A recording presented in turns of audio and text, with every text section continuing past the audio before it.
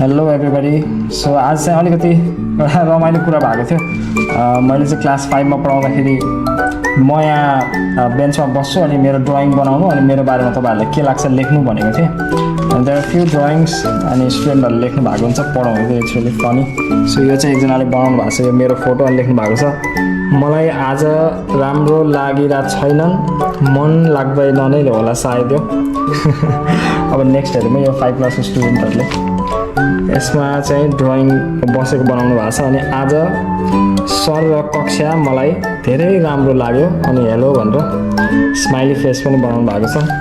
अनि यो थर्डमा चाहिँ एकजनाले तपाईँको युट्युब च्यानल छ भनेर सोध्दै हुनुहुन्थ्यो अनि सो प्रोबेबली त्यो बनाउनु भएको मेरो नाक बनाउनु भएको छ है। यो एउटा ड्रइङ भयो अनि अर्को ड्रइङ चाहिँ यो छ, पुरा निधारमा टिका पनि बनाइदिनु भएको छ मेरो। अनि सो यसमा चाहिँ नाम पनि लेख्नु भएको छ, अनन्याजीले बनाउनु भएको रहेछ यो है। This is my drawing. अनि उहाँले के लेख्नु भएको छ भने हामीहरू सर राम्रो हो, हामीहरू स्वर लेख्नु भएको छ सरलाई पनि, स्वर राम्रो सस्तै पढाउँछ, हामीहरू स्वर नेपालीमा बात गर्नुहुन्छ। सो म चाहिँ तराईमा छु है, यहाँ नेपाली चाहिँ अलिकति म अड वान आउट टाइपको भइरहेको छु। अनि हामीहरू हाम्रो स्वर यति लेख्नु भएको रहेछ। यसमा सविता कुमारी मण्डलजीले बनाउनु भएको ड्रइङ चाहिँ यो।